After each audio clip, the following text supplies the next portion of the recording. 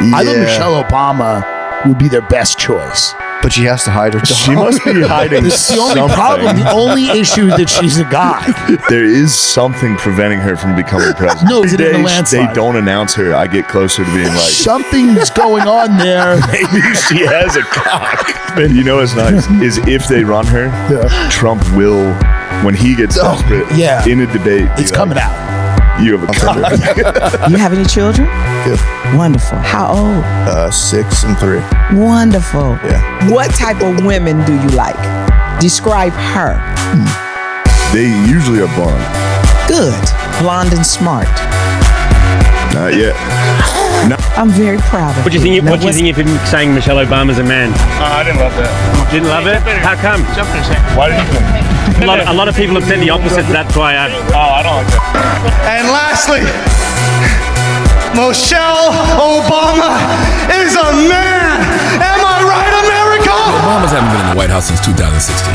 But what they represent, the possibilities they represent for black people in this country, scare the hell out of insecure white men like Josh Hokit. So Shane Gillis attended the UFC event that was live at the White House.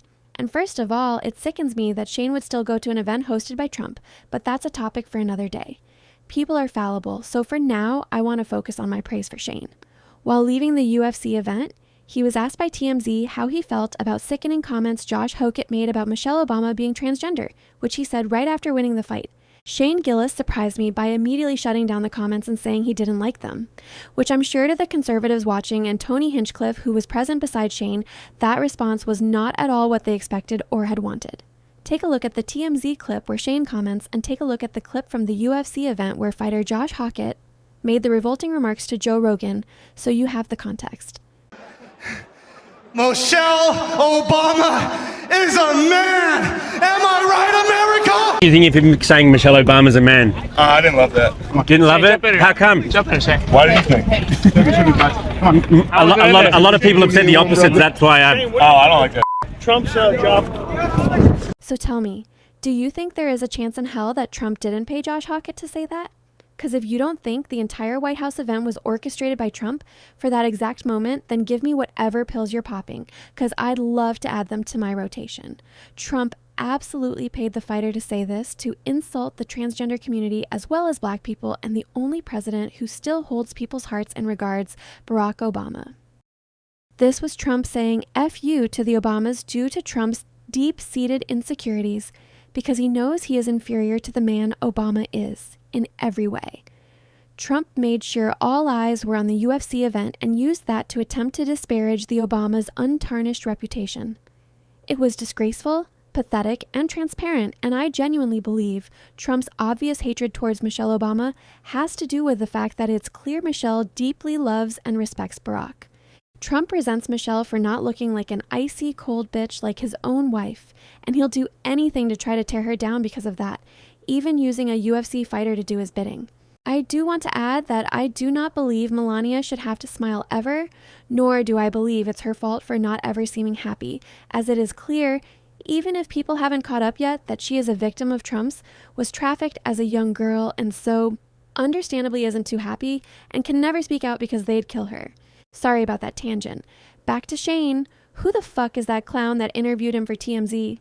That guy was literally panicking in real time because he's clearly a MAGA bigot, and he thought Mr. Lynching Joe Gillis would agree with the Obama comment. When Shane said he didn't like the comment, the interviewer tried pressuring Shane to change his mind by deploying the laziest appeal to popularity rhetoric, saying a lot of people are saying the opposite. But thankfully, Shane isn't a total pussy and stood firm on his take, even reinforcing it.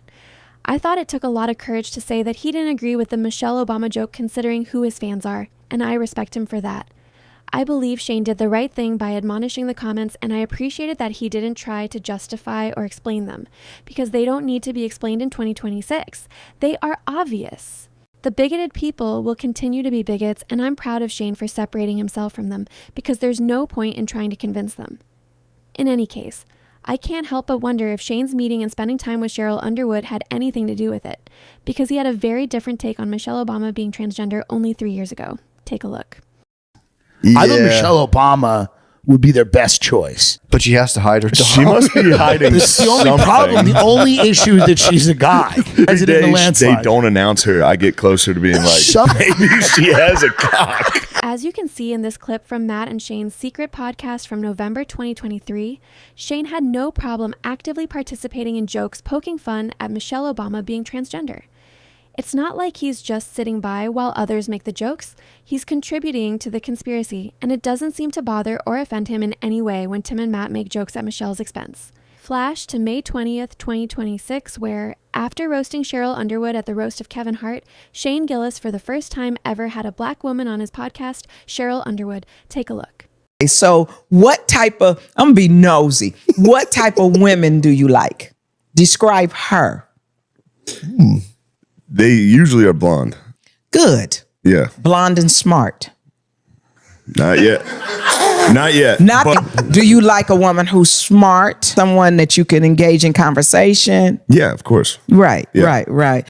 Now, I don't know a lot about Sheryl, and I disagree with most of her political beliefs, but I found her to be a very kind and considerate individual who seemed to genuinely want to get to know Matt and Shane. She took time to ask them both thoughtful questions, and she seemed to want good things for them. To me, as someone who believes in the power of empathy more than anything in the world, I think spending time with such a highly educated black woman truly made Shane see black women more as people.